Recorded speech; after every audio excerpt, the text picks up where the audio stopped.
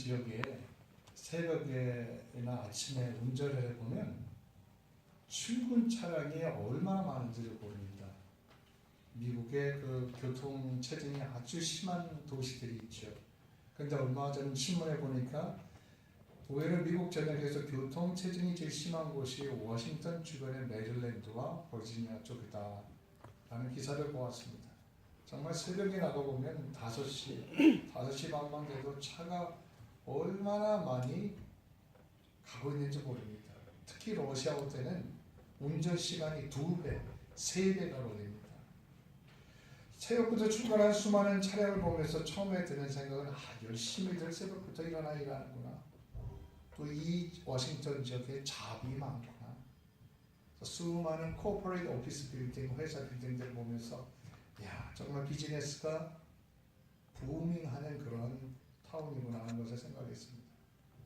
그러다가 또 생각이 드는 것은 이 모든 사람들이 무엇을 위해 이렇게 열심히 바쁘게 일할까 하는 생각이었습니다. 열심히 일하는 것은 당연하고 아주 훌륭한 것입니다. 그러나 그 열심과 바쁨이 땅의 것들을 위해서만 이루어진다고 하면 딱 거기까지가 끝입니다. 왜냐하면 땅의 것들은 시간의 차이일 뿐이지 다 썩어지기 때문에 그렇습니다. 오늘 본문에도 예수님께서 그를 찾아온 사람들에게 썩을 양식을 위해서 일하지 말고 영생하도록 있는 양식을 위해서 일하라 이렇게 말씀하셨습니다. 사람이 사는데 영적으로만 살 수가 없습니다. 사람은 근본적으로 물이 있어야 되고 밥이 있어야 살 수가 있습니다. 이 양식은 저절로 얻어지는 게 아니라 열심히 일해야 얻을 수 있는 것입니다. 하늘만 보고는 우리는 살 수가 없습니다. 우리가 달리기 경주에서 우승하려면 목표와 열심히 달리는 것 2가지가 있어야 합니다. 목표를 향해서 가기는 가는데 어슬렁 간다고 하면 열심히 뛰지 않는다면 결코 그 경주를 성공할 수 없습니다.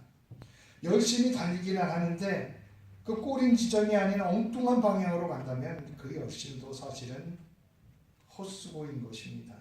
열심과 올바른 방향 2가지가 함께 있을 때만 그것을 하나님께서는 성공적인 인생의 달리기로 보십니다. 문제는 땅의 것을 삶의 목표로 삼을 때입니다. 그것은 애초부터 꼬린 지점을 잘못 정하고 달리고 있는 것과 똑같습니다. 우리는 이런 정신을 물질주의, 머티리얼리즘이라고 부릅니다. 어떤 사람은 노골적으로 아예 사는 게 뭐야, 별거 없어, 그냥 먹는 낙으로 살지 이렇게 얘기합니다. 그러나 그렇게 말하지 않아도 실제적으로 그런 정신을 가지고 사는 사람들이 많습니다. 더 좋은 것을 먹기 위해서, 더 좋은 집을 사기 위해서, 더 좋은 차를 사기 위해서 이것을 최종의 목표로 삼고 그것만을 생각하고 살아가는 것이죠. 그것은 애초부터 꼬린 지점 목표를 잘못 정하고 있는 것입니다. 열심히 뛰어서 꼬린 지점에 들어가도 결국 그것은 하나님이 보시는 꼬린 지점이 아니라는 것입니다. 사실 모든 좋은 것들은 다 썩어질 것들입니다. 우리 눈앞에 비싼 엄청난 요리가 있다고 해보십시오. 좋다, 맛있다, 우리 배와 혀에 만족감을 잠시 줍니다. 그러나 몇 시간이면 우리 뱃속에 들어가서 분해가 되어서 우리 몸속에 영양분이 되고 나머지는 썩어서 배설물이 되어버립니다. 세상의 모든 음식, 모든 물질, 모든 집들은 다 썩어지고 맙니다. 페이퍼 타월을 제가 이렇게 오늘 설교 준비하려고 조사를 해봤더니 페이퍼 타월을 쓰레기더미에서 던지면 그 쓰레기더미에서 썩는데 2주에서 4주가 걸린다고 합니다. 사과씨는 2달이 걸린다고 합니다. 플라스틱 백은 10년에서 20년이 걸리고요. 질긴 나일론은 30년에서 40년 걸립니다. 문제는 시간 차이지. 다 결국은 세상의 모든 것은 썩는다는 것입니다. 하나도 안 썩는 게 없는다는 것입니다. 사람의 시신도 땅에 들어가면 썩는데요. 사람이 매장되면 썩기 시작해서 뼈만 남고 완전히 썩는데 8년에서 12년이 걸린다고 합니다. 시간적 차이일 뿐이지 세상의 모든 것은 인간의 몸을 비롯해서 다 썩어진다는 것입니다. 주님께서는 썩어질 것들을 위해서, 썩어질 양식을 위해서 일하지 말아라, 이렇게 말씀하고 있습니다. 본문에 보면 예수님께서 갈릴리 호수 건너편에 가셨습니다. 거기 군중들이 예수님을 찾아서 왔습니다. 그들이 온 것은 빵 때문이었습니다. 예수님이 얼마 전 호수 저편에서 물고기 2마리와 떡 5개로 5병이어로서 5,000명을 먹이셨습니다. 여기서 남자만 5,000명이니까, 장년만 5,000명이니까 여성, 어린이까지 다 합하면 훨씬 많은 숫자가 되는 것이죠. 사람들은 예수께서 행하신 5병의 표적을 보고 야, 이분은 참으로 세상에 올 그 선지자다, 이렇게 감탄을 했습니다. 그러면서 그들이 한 일은 예수님을 억지로 끌어다가 임금을 삼으려고 했습니다. 그런 의도를 알고 예수님께서 그들을 피해서 혼자 산으로 올라가셨습니다. 예수님 제자들은 예수님이 내려오시지 않으시니까 갈릴리 호수를 건너 가버나움으로 가려다가 그 중간에서 배가 광풍을 만납니다. 그때 예수님께서 기도하다 내려오셔서 무리를 걸으셔서 그 배에 오르시자 풍랑이 멈추게 됩니다. 그 내용이 오늘 본문 앞에 있습니다. 그리고 그 배는 제자들과 예수님을 태우고 호수 건너 가버나움 동네로 갑니다. 사람들 모르게 조용히 가셨던 것이죠. 그러나 오병이어의 기적을 본 유대인들은 예수님을 기다리고 기다렸습니다. 예수님이 오지 않으시니까 막 찾아다니다가 나중에는 배를 타고 호수 저편 가버나움 동네까지 오게 된 것입니다. 그런데 놀랍게도 예수님이 거기 계신 것입니다. 유대인들은 너무나 반가워서 라비여, 언제 여기 오셨습니까? 이렇게 반가운 말로 예수님께 질문합니다. 이런 유대인들의 심정이 이해는 갑니다. 당시 유대인들은 로마의 식민지로서 세금을 내면서 아주 힘들게 살았습니다. 먹고 사는 문제가 힘들었습니다. 자식 먹여 살리는 일이 힘든 그런 시대였습니다. 요즘도 보면요, 우리는 그렇지 않은데 미국에도 그렇고 세상에 세 끼 못 먹고 사는 사람들이 많습니다. 그런데 예수라는 선지자가 나타나 이 사람 저 사람 병자를 수없이 고칩니다. 더군다나 사람도 차별 안 하고 누구나 다 받아주고요. 하다못해 세리와 창기까지도 친구를 삼으십니다. 군중들은 열렬히 환영하면서 예수님을 따라다녔습니다. 그런데 말씀을 드리러 수많은 사람이 모였을 때 그 5,000명을 보리떡 5개와 물고기로 먹이시는 기적을 행하신 것입니다. 그것을 보고 사람들이 놀라고 기뻐서 예수님을 억지로 임금을 삼으려고 했던 것입니다. 그들의 생각은 예수님을 임금을 삼으면 모든 게 해결된다고 생각했던 것입니다. 배고픔의 문제도 해결되고 가난의 문제도 해결되고 풍요로운 삶을 살 수 있다고 그렇게 생각했던 것입니다. 예수님을 다시 만나 반가워하는 유대인들에게 예수님은 오늘 본문에 보면 아주 단호하게 말씀하십니다. 26절에 보면 내가 진실로 진실로 너희에게 이르노니 너희가 나를 찾는 것은 표적을 본 까닭이 아니라 떡을 먹고 배부른 까닭이로다. 예수님은 어떤 동기로 이 사람들이 예수님을 찾아다니는지 알고 있었습니다. 그리고 단호하게 적겠습니다. 그러면서 썩을 양식을 위해서 일하지 말고 영생하도록 있는 양식을 위해서 일하라고 말씀했습니다. 사실 유대인 입장에서 보면 굶주림 문제 해결이 눈앞에 보이는데 예수님 찾아다니는 게 당연합니다. 그런 그들을 예수님도 불쌍히 여기셔서 5,000명을 먹여주셨습니다. 사람은 먹어야 살 수 있고 예수님도 땅에 계신 동안 일하고 먹으셨습니다. 그리고 예수님도 사람들과 함께 먹고 마시는 걸 즐겨하셨습니다. 함께 먹고 마시는 걸 그 교제의 시간을 아주 예수님을 기쁘게 생각하시고 즐기셨던 것이죠. 저도 보면은 이렇게 먹는 것도 좋아하지만 먹으면서 사람들과 교제한다는 것이 그 시간이 참 아름답고 귀한 시간입니다. 우리가 먹기 위해 잘 살기 위해서 열심히 일해야 합니다. 하나님께서 우리가 이 땅에 살면서 이왕이면 잘 살고 잘 먹고 성공하기를 원하시고 그렇게 축복해 주십니다. 우리가 열심히 이 땅에서 성공하려면 열심히 일해야 합니다. 그래서 성경은 누구든지 일하기 싫거든 먹지도 말라. 데살로니가후서 3장 10절에 그렇게 말씀합니다. 그런데 예수님께서 사람들의 이런 마음과 이런 형편을 다 아시면서도 왜 단호하게 썩을 양식을 위해서 일하지 말라 이렇게 말씀을 하셨습니까? 이 말은 썩을 양식을 인생의 목표가 삼지 말라는 것입니다. 잘 먹는 것, 좋은 집 사는 것, 좋은 차 사는 것, 돈 많이 벌어서 안락한 것, 세상에서 출세하는 것, 이런 것을 최종 목표로 삼지 말라는 것입니다. 이것은 축복입니다. 그러나 그것이 최종의 목표가 되어서는 안 된다는 것입니다. 그것이 최고의 목표가 되어서는 안 된다는 것입니다.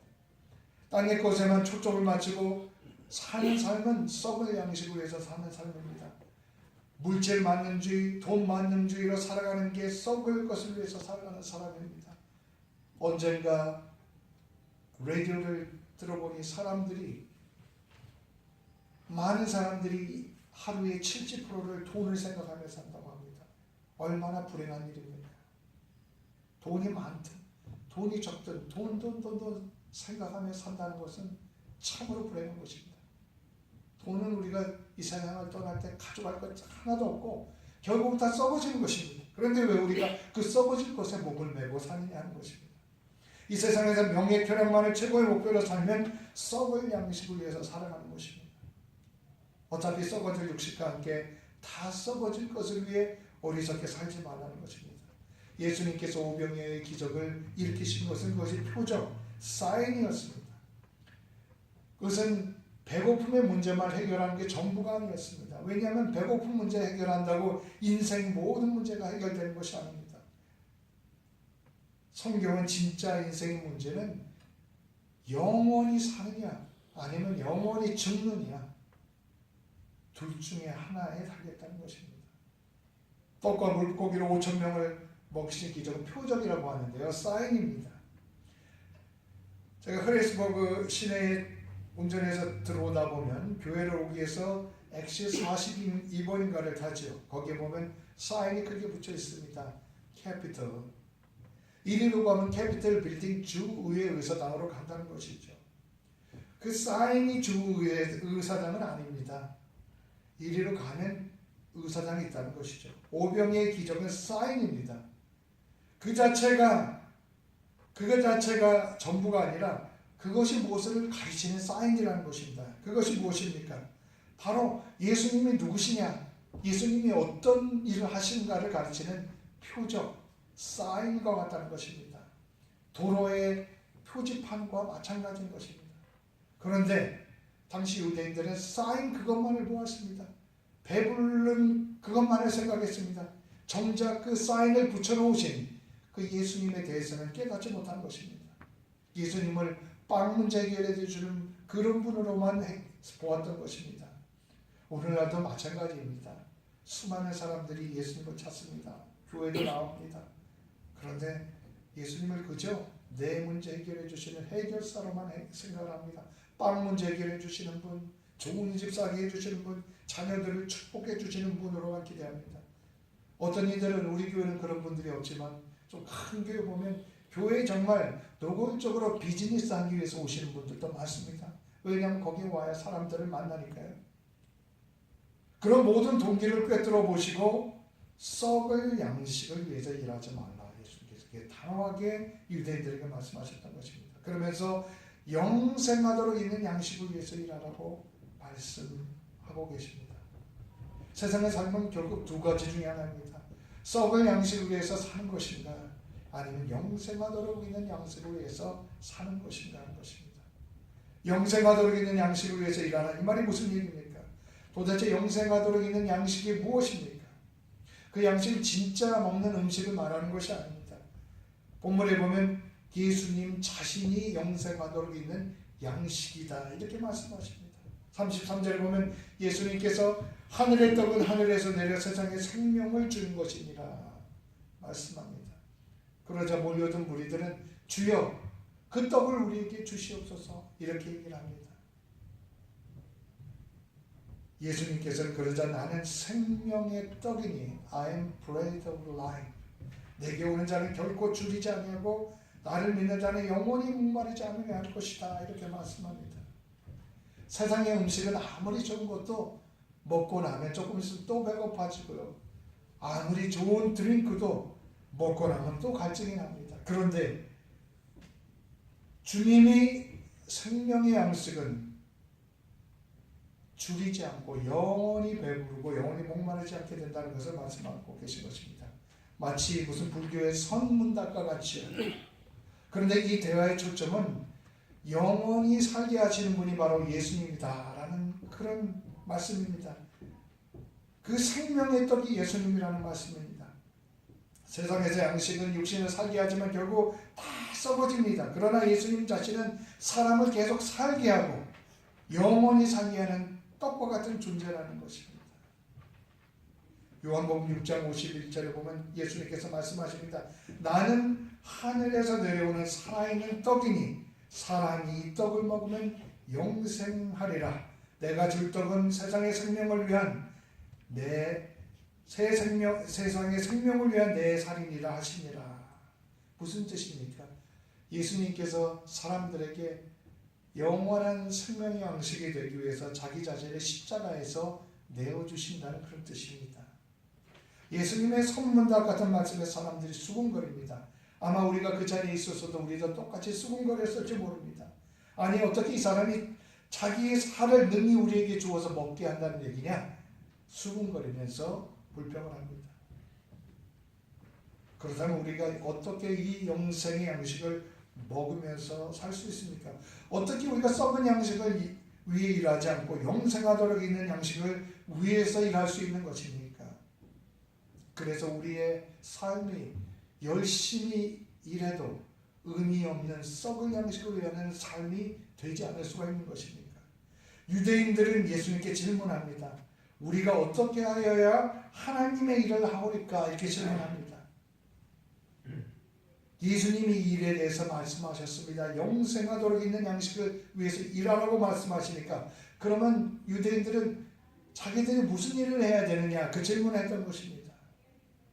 거기에 대해서 예수님의 대답은 좀 놀랍습니다. 29절에 하나님께서 보내신 일을 믿는 것이 하나님의 일이다 이렇게 말씀하셨습니다. 일을 말씀하셔놓고 믿는 것을 말씀하셨습니다. 다른 어떤 것보다 믿는 게 제일 우선이라는 것입니다. 모든 것은 믿음에서 시작한다는 것입니다. 그래서 우리가 무엇보다도 우리가 세상의 어떤 것보다 우리의 믿음을 발전시키고 우리의 믿음을 가다듬고 우리의 믿음을 새롭게 하는데 온 전력을 쏟아야 하는 이유가 여기 있습니다. 요한복음에 보면 믿음에 대한 강조가 많이 나옵니다. 요한복음 1장 12절 영접하는 자 곧 그 이름을 믿는 자들에게는 하나님의 자녀가 되는 권세를 주셨으니 믿는 자들에게입니다. 하나님이 세상을 이처럼 사랑하사 독생자를 주셨으니 누구든지 그를 믿는 자마다 멸망치 않고 영생을 얻게 하려 합니다. 믿는 자마다. 믿음이 우선인 것입니다. 어떤 행동, 어떤 공로, 어떤 노력이 아니라 하나님을 향한 믿음을 갖는 게 최우선이라는 것입니다. 영생하는 양식은 어떤 일을 열심히 해서 얻는 게 아닙니다. 믿음을 통해서 믿음의 대가로 얻는 것입니다. 하나님의 은혜로 얻는 것입니다. 사람이 아무리 많은 것을 가졌고 아무리 많은 노력을 해도 이 영생하는 양식은 인간 스스로 결코 얻을 수 없는 양식입니다. 하나님께서 주셔야만 얻을 수 있는 양식이라는 것을 말씀해 주고 계십니다. 이 양식은 믿음을 통해서 얻어지는 것입니다. 오늘 우리가 11시 예배를 통해서 성찬 예식을 하는데요. 성찬 예식 때 우리가 떡과 잔을 나누죠. 그 떡은 예수님의 몸을 상징하고 우리가 포도주는 예수님의 피를 상징합니다. 예수님께서 이것을 행하며 나를 기억하고 기념하라고 말씀하셨습니다. 우리가 성찬식을 그렇게 하는 이유는 그냥 형식적으로 하는 것이 아닙니다. 우리에게 성령을 통해 주시는 영적인 양식과 에너지를 받기를 기대하면서 기도하고 참여하는 것입니다. 이 영적인 양식과 에너지는 썩는 양식과 에너지가 아니라 영생으로부터 나오는 영적인 양식이요 에너지입니다. 요한복음 6장 53절에 보면 예수께서 이르시되 내가 진실로 전실로 너희에게 이르노니 인자의 살을 먹지 아니하고 인자의 피를 마시지 아니하면 너희 속에 생명이 없느니라 말씀합니다. 그러면서 내 살을 먹고 내 피를 마시는 자는 영생을 가졌고 마지막 날에 내가 그를 다시 살리리라. 내 살은 참된 양식이요 내 피는 참된 음료로다. 이렇게 말씀하셨습니다. 세상에는 두 종류의 삶이 있습니다. 썩어질 양식을 위해서 사는 삶, 다른 하나는 영생할 양식을 위해서 사는 삶, 즉 그리스도를 믿고 그분을 따르며 살아가는 삶입니다. 본문의 유대인들은 영생이 아니라 땅에서 필요한 썩어질 양식만을 추구하는 삶을 살았습니다. 우리도 세상에서 세상 것들에만 초점을 두고 산다면 썩을 양식만을 찾는 유대인과 같이 됩니다. 예수님을 바로 따를까? 어떻게 하면 예수님의 뜻을 따라 살까 하는 고민보다 이 세상에서 어떻게 하면 돈을 많이 벌까, 어떻게 하면 더 좋은 집을 살고, 어떻게 하면 좋은 자를 사는데 많은 사람들이 몰두합니다. 우리도 그렇게만 살아간다고 하면 썩을 양식에 몰두해서 사는 삶이 되고 우리의 삶은 썩을 양식과 함께 끝나고 마는 것입니다. 6장 63절에 보면 예수님께서 살리는 것은 영이니 육은 무익하니라. 내가 너에게는 말한 영이요 생명이라고 말씀합니다. 우리가 이 땅에서 추구하는 것, 경제적으로 성공하고 좋은 직장을 갖고 좋은 집을 사고 세상에 좋은 명예를 얻고 잡을 잡는 이런 것들을 하나님께서 다 축복하십니다. 귀하게 여기십니다. 그러나 세상의 물질적인 것만을 생각하며 그것을 최고로 알고 살아간다면 오병이어의 기적을 보고도 빵만 생각했던 유대인이 될 수밖에 없다는 것입니다. 예수님께서는 단호하게 썩을 양식을 위해서 일하지 말고 영생하도록 있는 양식을 위해서 일하라고 말씀하십니다. 어차피 무익한 썩어질 것을 목표로 삼지 말라고 하십니다. 영생하도록 있는 양식이신 예수 그리스도를 보고 그 목표를 삼으라고 하는 것입니다. 예수 그리스도를 최고의 목표로 삼으라는 것입니다. 예수님의 사상과 정신을 배우고 그 정신을 따라 살으라고 합니다. 썩어질 양식을 위해서 일하지 말고 영생하도록 있는 양식을 위해서 일하라. 예수님께서 오늘도 성령을 통해서 우리에게 주시는 말씀입니다. 기도하겠습니다. 주님, 저희가 우리 욕심 때문에 썩어질 양식만을 위하여 살고는 했습니다. 이런저런 핑계로 우리가 썩어질 양식만을 위해 일할 때가 많았습니다.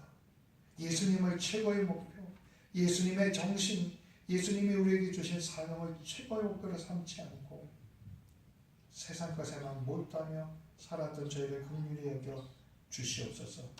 우리가 예수님의 정신을 따라 살며 영원한 천국까지 끝까지 동행하는 우리의 삶이 되도록 인도하여 주시옵소서. 예수님 이름으로 기도드립니다. 아멘.